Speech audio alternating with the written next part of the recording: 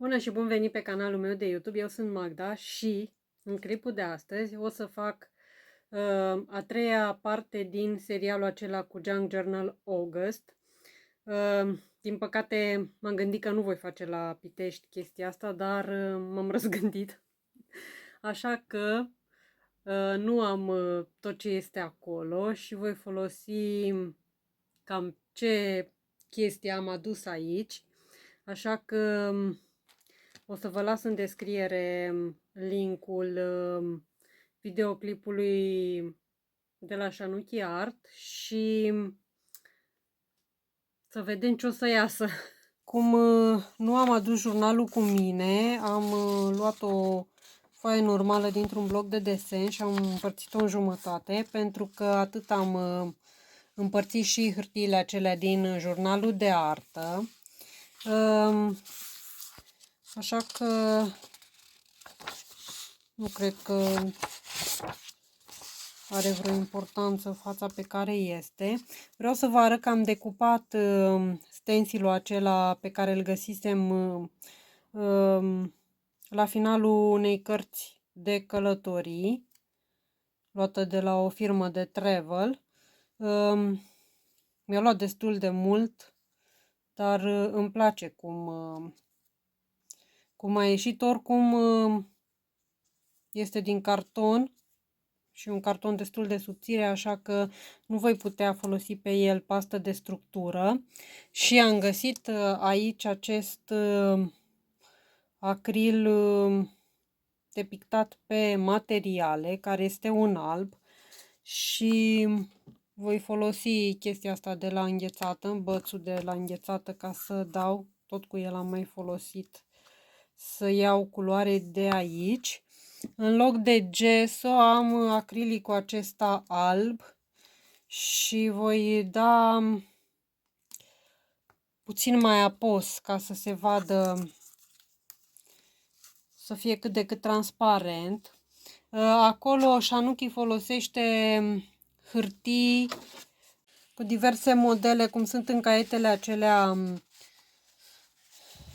pe care le am și eu, cu hârtii pentru colaje, dar nu am hârtie așa la mine, așa că din cartonele acestea pe care le-am uitat rândul trecut aici, o să folosesc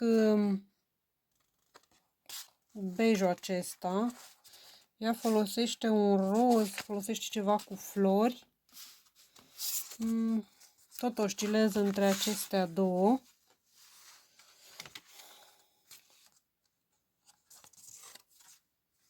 Pe spate acesta este așa. Cred că îl voi folosi pe acesta. Aceasta va fi una din hârtii. Apoi am găsit aceste hârtii de background pe care le-am pus din greșeală prin hârtiile acelea pe care le-am luat ca să decupez din reviste, și mă gândesc să folosesc în partea de sus astfel de hârtii. Și pentru hârtie folosi și o hârtie dintr-o carte. Eu o să am o carte din aceasta veche și este o carte de desen tehnic de foarte mult timp și oricum nu mai folosesc, așa că voi rupe o pagină din ea și voi folosi o pagină așa. Aici în stânga am diverse flori, fluturi și alte chestii, pentru că mi se pare cam simpluț. Într-adevăr, ea face pe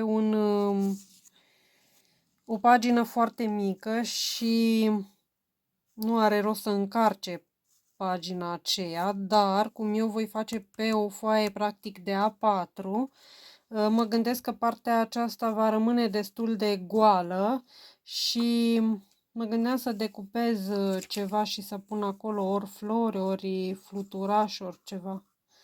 Așa că am luat mai multe decupaje și o să văd ce folosesc. Aici am și cuvinte, să văd ce găsesc care să-mi inspire vibe-ul din aceste decupaje, dar în primul și în primul rând o să lipesc hârtiile acestea și apoi vedem de acolo.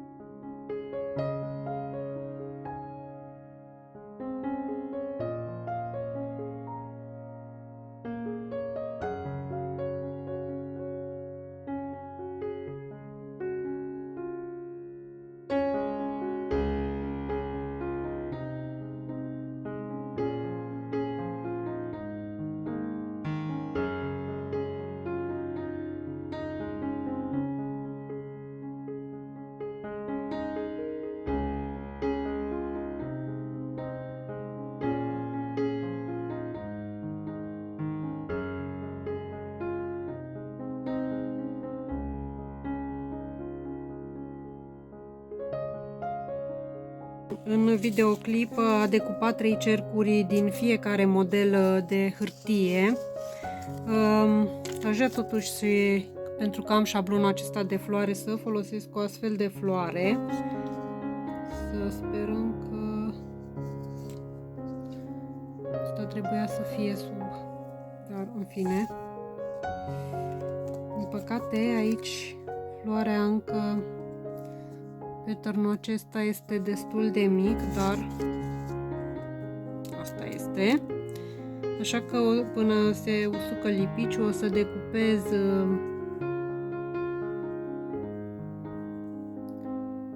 florile acestea.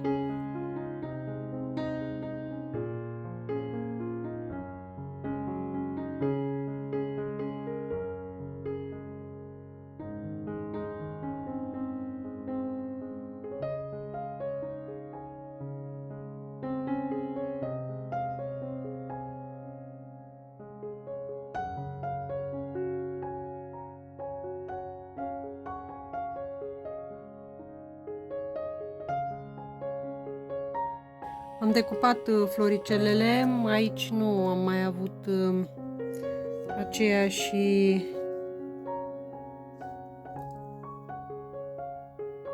petală întreagă și nici în partea asta. Trebuie să mă gândesc cum le pun, dar cred că așa să vină cât de cât drept. Putea să fac așa, invers așa.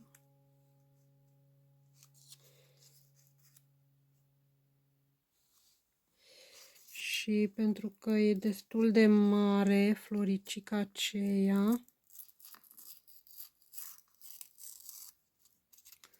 și putea să mai rup puțin.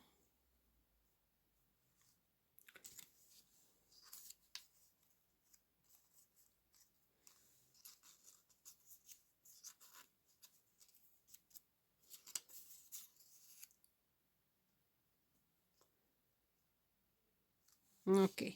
Oricum, acum o să dau am pus acrilic alb și o să dau cu un strat foarte subțire, pentru că gesso de obicei este mult mai transparent decât acrilicul.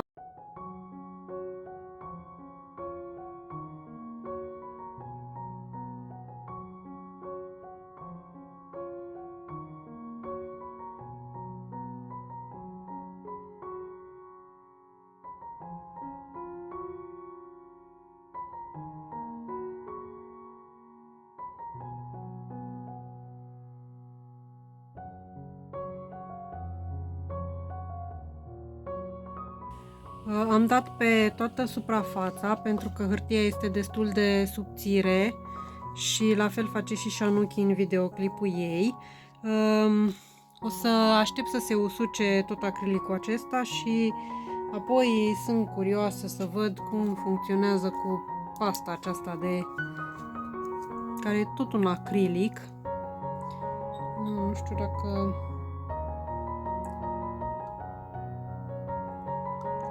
nu cumva e prea uscată. Nu. E ok. E ok. Perfect. Vedem ce iese din tot ce facem aici. S-a uscat cât de cât acrilicul acesta. Între timp am găsit și un citat, și anume: creativitatea nu are reguli, și cred că se potrivește foarte bine pentru ceea ce facem noi aici, că nu prea respectăm videoclipul tocmai pentru că nu am toate acele lucruri de care se folosește Shanuki. Așa că acum o să încerc să folosesc acest Acrylex Fabric Paint.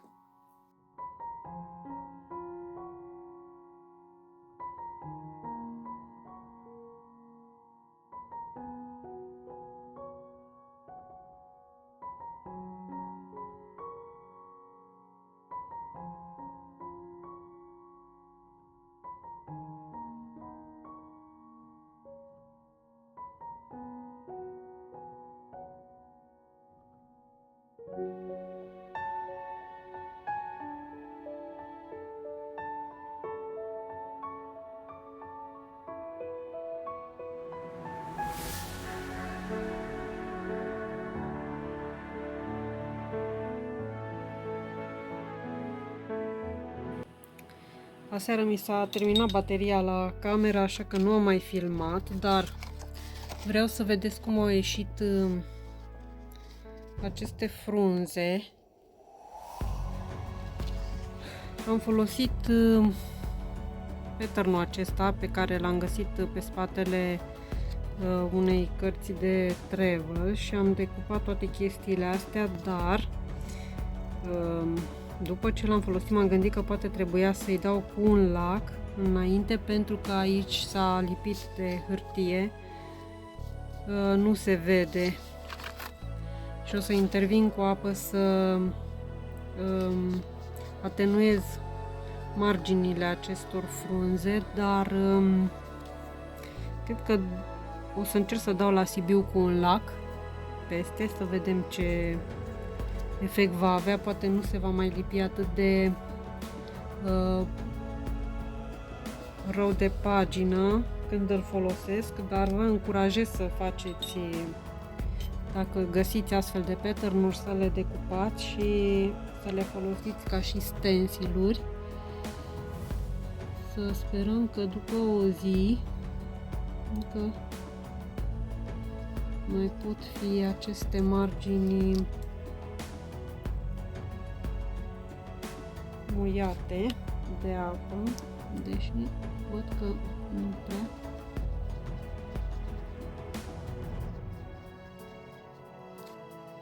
Încă un lucru pe care l-am mai făcut, aici erau niște scrisuri și nu îmi plăcea deloc cum arată, așa că am mai lipit o bucată din acea hârtie care îmi rămăsese ca să acopăr acel scris.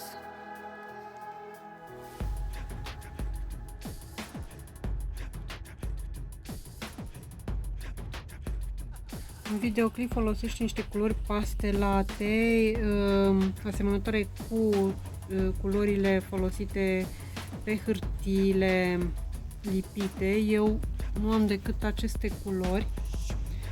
Mai am acestea rusești care sunt destul de puternice și mai am acestea de la Winsor & Castle, la fel de puternice. Acestea sunt singurele pastelate.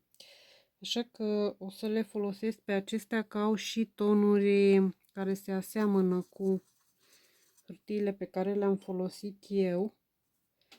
O să încerc să folosesc chestiile astea.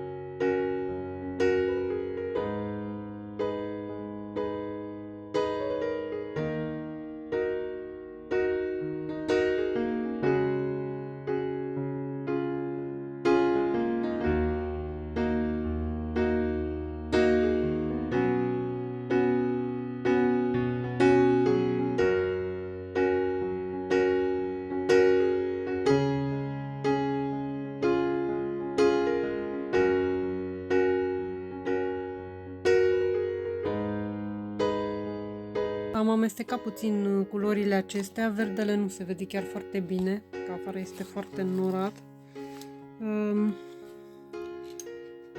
Acum o să aștept să se usuce și între timp am decupat acest citat, creativitatea nu are reguli, și o să-l lipesc pe hârtia aceasta care este asemănătoare cu cea pe care am lipit-o.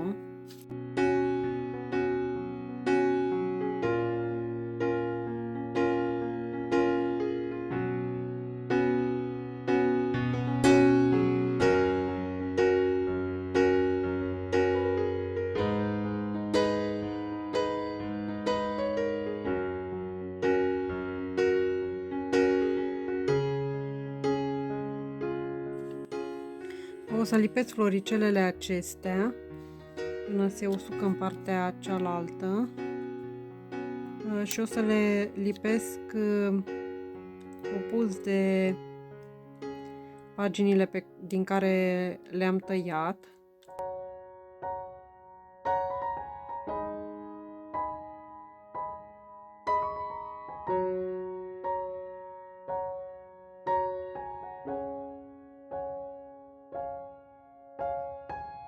Am dezlipit-o pentru că nu era chiar la mijloc.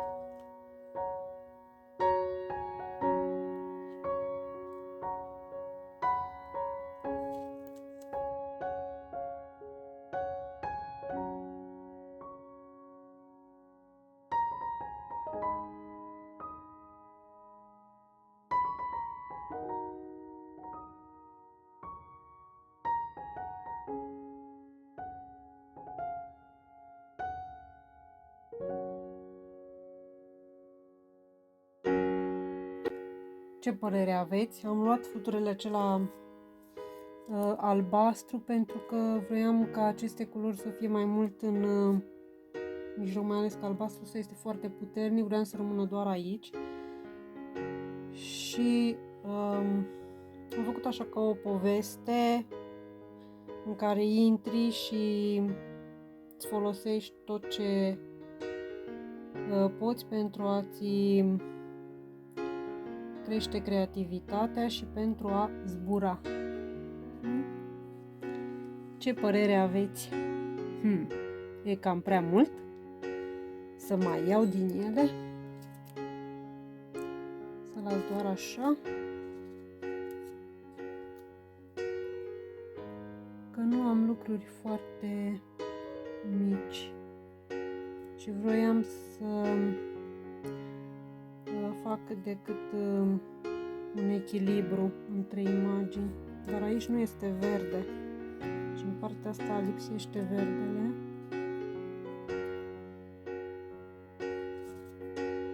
Cum este aici. Iar chestii mai mici verzi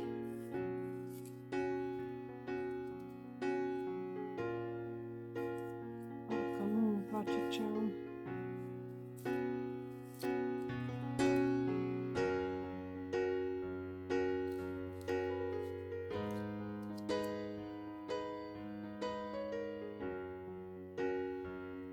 Parcă mai mult îmi plăcea bonsaiul ăsta, chiar dacă vine peste picioarele fetei.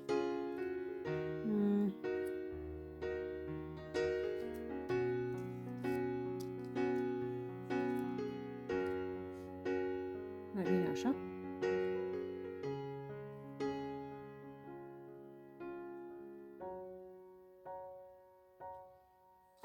Sau mai bine așa.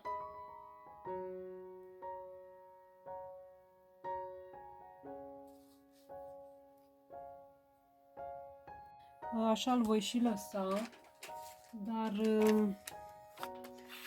o să încerc să tai chestia asta cât mai drept și cât mai aproape de scris.